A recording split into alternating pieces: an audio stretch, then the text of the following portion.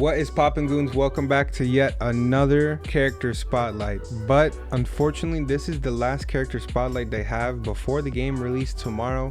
So Korra is gonna be last on the list, last but definitely not least, because again, like I said, Avatar is my favorite series probably in this whole game besides Invader Zim. Chill out, Invader Zim is up there. But yeah, the Korra spotlight trailer is here. Let's go ahead and get straight into it. Korra was in the first iteration of Nickelodeon All-Stars Brawl, and I did play Korra here and there, mostly the homie Heels. I used to watch his Korra and I used to just be like, yo, Korra's crazy. But yeah, Heels was definitely the best Korra, hands down, on God, no cap. Let us see what this new Korra can do, shall we? Making her return appearance, Avatar Korra is back and ready for action in Nickelodeon All-Star Brawl 2.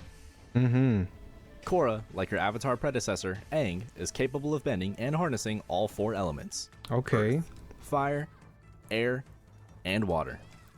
But unlike Aang, Korra is much more focused on hitting hard and overwhelming her opponent's defenses. Makes sense to the character. With fire thrusters that allow her to quickly close the gap and a metal bending whip that can pull opponents in. She can metal bend in this one? Oh shoot, that's hard. That's hard. Korra has plenty of ways to force an opening and lay down some damage.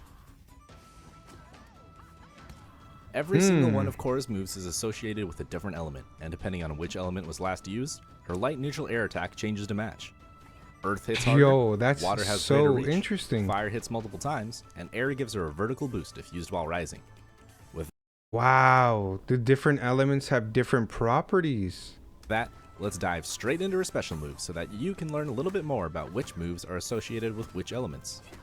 Like mentioned before, Korra is geared towards an in-your-face fighting style. And what better way to do that than to fly? The pillar combos, like for someone who doesn't know what a pillar combo is, like the spikes going back up, going back down, going back up, you know, popularized by Falco. Those pillar combos with Korra are going to be so cool looking. Straight at him at blazing high speed with her side special, Burning Tackle. Whoa! This move can be interrupted with a jump. Oh, Heels, you're popping off. On the ground, Korra takes off at max speed, which makes it an incredible gap closer.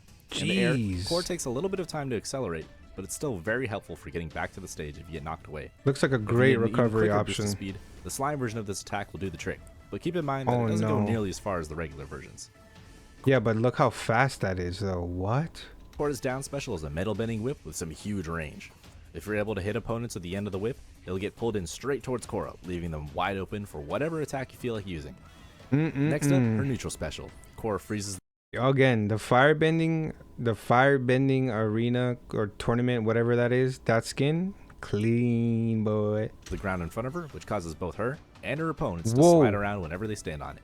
If this move is instead used while in the air, Korra will send a quick, small orb of water. So she water bends the ice onto the floor and makes the floor slippery? Bro, they're adding so much to this game. Flying forward to knock her enemies away. If you're getting a little bit too predictable with how you approach, it's always nice to mix up the tempo by throwing out a projectile. And that's a really fast projectile. Is a fantastic option at the ledge.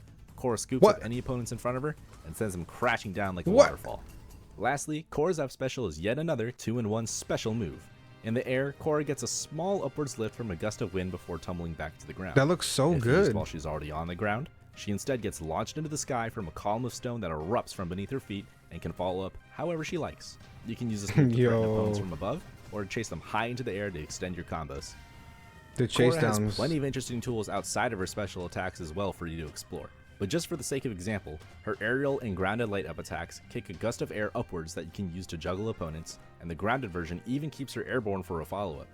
Her charged up air pops a rock up from the stage below her that she I noticed that rock for some tricky set play, and her charged down air allows her to drift around and maintain pressure from some surprising angles when combined with the rest of her mobility options. That looks so cool.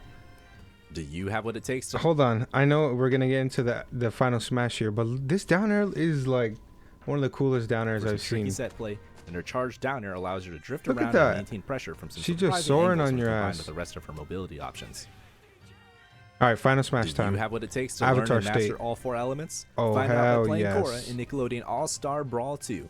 As always, thank you for watching. That background too of like the spirit world, yo, well, not the spirit world, but the gate, the portals to the spirit world, so hard. Find out by playing Korra in Nickelodeon All-Star Brawl 2. Yo, Korra, obviously she's super fun. Everyone loved her in the first one. She was a really playable character, super popular. Obviously she had her own Avatar show, so she was going to be a very popular and very played character. Me personally, you're going to see me playing Korra a little bit day one, because I love Korra, I love Aang. We haven't seen any Toph footage just yet, maybe a little bit in other characters trailers, but I'm excited to see what changes Toph got. And again, I cannot wait to see if we get Katara or Sokka added into this game, because they're missing in action, and we need them in this game ASAP. If you're excited to play Korra, leave a comment down below, leave a like on the video, and subscribe. I'm trying to hit 800 subscribers, and you know, every little single piece of support helps. I would really appreciate that, guys. Stick around, don't go anywhere. Click through to either of these two videos. We'll continue talking over there, and I'll catch you guys later.